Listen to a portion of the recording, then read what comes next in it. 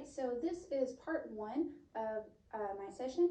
It's going to be in three parts because I do have three things to share with you. So this first thing that I'm going to share with you is one of the most important things that I feel like as a teacher that I've discovered. And so I do want to share it with you, and that is backwards design.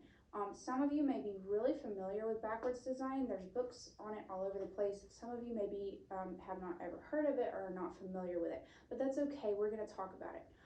The reason that backwards design is so important to me is because my first teaching job, I was so excited and I showed up and I quickly realized that I was in way over my head because I had no resources. I did not have a single textbook. I had no curriculum. I had nothing. And so I realized that I was going to be held accountable at the end of the year for these students to test and make good scores, and I had no way to get them there. So what I did was I looked at the things that I did have, and this is what I had. I had DMAC, and I also had the TEKS that you print off the TEA website. That was it. That is all I had. And so I knew I was going to have to come up with a way to get these kids what they needed to know so that they could pass the STAR test at the end of the year. So with that in mind, it got me thinking about where I want to go. This is where I am, where I want to go, how am I going to get there?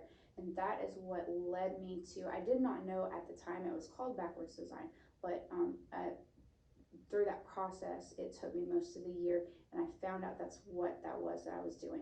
So this is what I did. I went ahead and I made my test in DMAC because that's kind of my starting point. That's what I had. So I went ahead and I made my test. All right, so here's my test that I made. Now I realized that looking at my test, I was going to have to teach my kids all these things that were in here. They were going to have to understand all these questions. And so I thought, well, if I make this test and I know that these questions they're going to have to answer, they should be able to understand the concepts that are being asked about in each question. All right, so let's talk about lesson planning for a second. All of us are accountable to turn lesson plans into someone, whether it's a principal or an administrator. Someone is going to be expecting lesson plans turned in from you as a teacher. So when you're turning in lesson plans, a lot of times there will be something you have to fill out somewhere, and it's going to say what TEK is being taught in this lesson. And you fumble around, you think, well, I don't know what TEK I taught. I don't know which TEK. Let me find my TEKs I have printed out. How do I know which TEK matches this lesson? If you are teaching a lesson and you do not know what TEK that you used to cover that objective, then you're in trouble, because that is what you are held accountable to by the state to teach. You need to know what TEK that you're covering in your lesson, all right?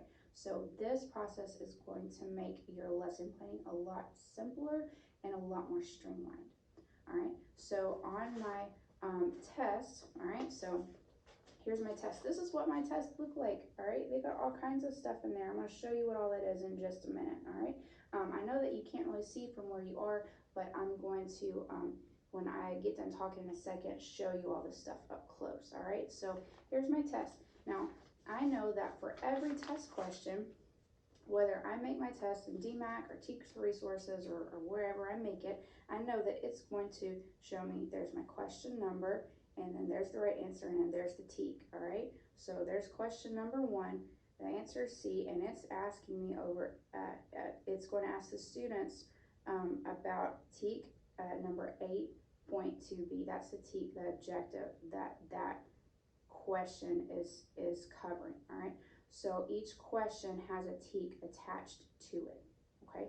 So I know that when I make my lesson plans, I know that I need to have a lesson over 8.2b, all right? So there's my first question, it's 8.2b. What is 8.2b? If I look in my TEKS, it's context clues. That's what that's gonna be over. So I know that I need to have a lesson about context clues, all right? So my next question, question number 2, I'm going to look back and look at question number 2, 8.9d, all right? And what is 8.9d? If I look at my TEKS, it's figurative language, all right? So that's a lesson. That's a lesson. This is 4 questions, that's 4 days of lessons. I know I need to have a lesson over each one of these TEKS. Okay, so that's a summary of backwards design. You take your test, you break it down, you've got your questions, and then each one of those questions needs to be covered. Now, here is what I think should be a question that you keep in the back of your mind. You never ever want to test over a topic that you did not teach.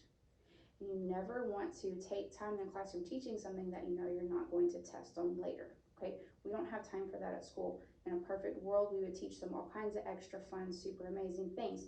But at the end of the day, the state of Texas says that, you know, they're going to be held accountable for this on a test, and we have limited time. I mean, that school day goes by so fast, and you don't have, you know, as much time as you'd like ever. So you need to make sure that you're using your time wisely, and that is by covering the things that you know they're going to need to know later. So I'm going to show you on here how backwards designs works, and I've created a cheat sheet for you to use so that you can sit down and plan an entire unit, and it'll go by so fast. All right, so I'm going to show you how that works.